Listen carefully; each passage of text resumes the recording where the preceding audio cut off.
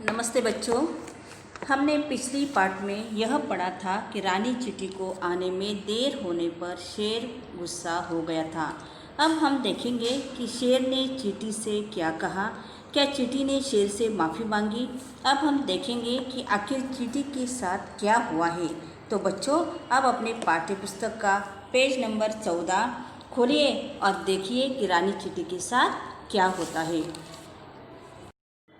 अब शेर का गुस्सा बढ़ गया। गुस्सा का अर्थ है क्रोध। उसने आव देखा ना ताव, आव देखा ताव उसका मतलब है बिना सोचे किसी पर गुस्सा करना।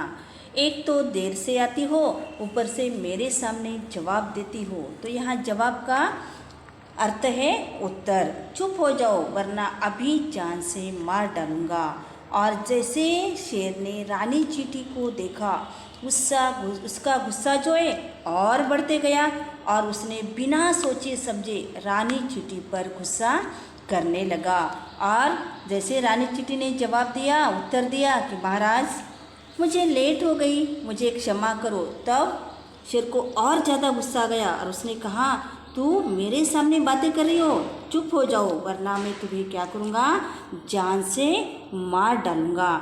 रानी चींटी यह सब देखकर परेशान हो गई। रानी चींटी को समझ में नहीं आ रहा था कि सभी के साथ मैं भी आ गई। मैं देर से आने से वह क्या कर रहा था, उसको जान से मारने की धमकी दे रहा था। इसलिए रानी चींटी परेशान हो गई।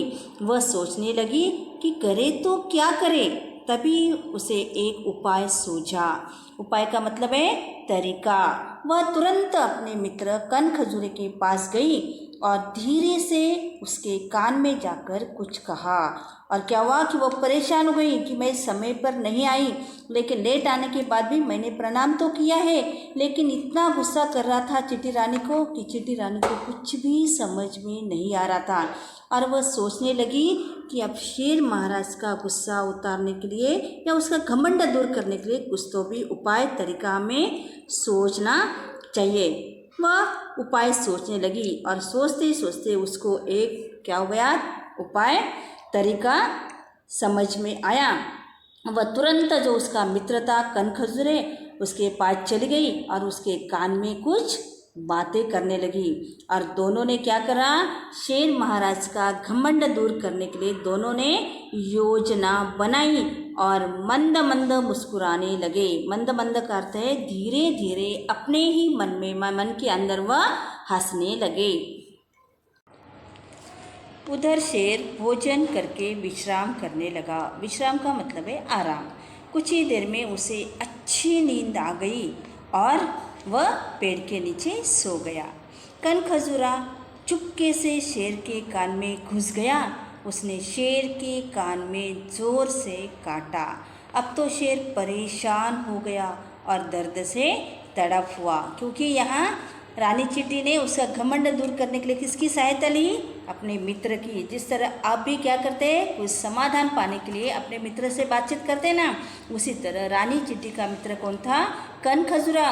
और उससे मिलकर उन्होंने क्या किया, शेर के घमंड दूर करने के लिए उन्होंने तरीका खोज निकाला।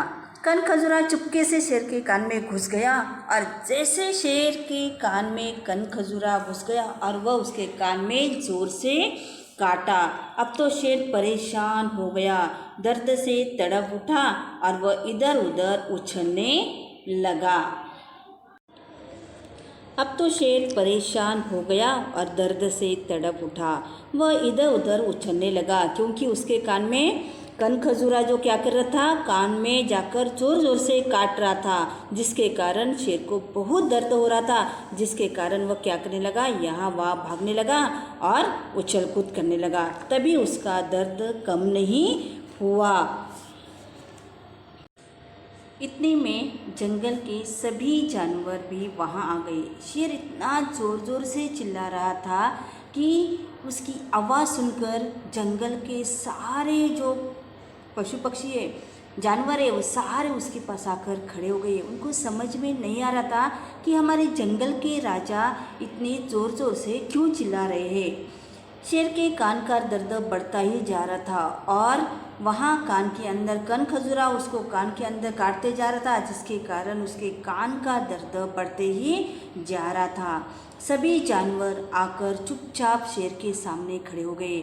सभी जानवर आवाज़ सुनते ही क्या करे, शेर के सामने आकर खड़े हो गए। लेकिन उनको समझ में नहीं आ रहा था कि आखिर शेर को क्या हुआ है, पर वे शेर की कोई मदद नहीं कर पा रहे थे। या मदद का अर्थ है सहायता। और सारे एक दूसरों के अपने अपने मुंह ताकते हुए देखते हुए खड़े हो गए, लेकिन शेर की मदद करने के लिए कोई भी आगे नहीं बढ़ा, क्योंकि उनको समझ में ही नहीं आ रहा था कि आखिर शेर को क्या हो रहा है, उसको क्या परेशानी है। तो बच्चों, आपको यह पाठ समझ में आया होगा। अगले पाठ में हम देखेंगे कि क्या रानी चींटी उसकी मदद करने के लिए आ पाएगी या शेर का दर्द कम हो जाएगा। तो यहाँ मैं अपना पाठ समाप्त करती हूँ और आगे हम देखेंगे भाग नंबर 3 में कि आगे की कहानी। धन्यवाद बच्चों।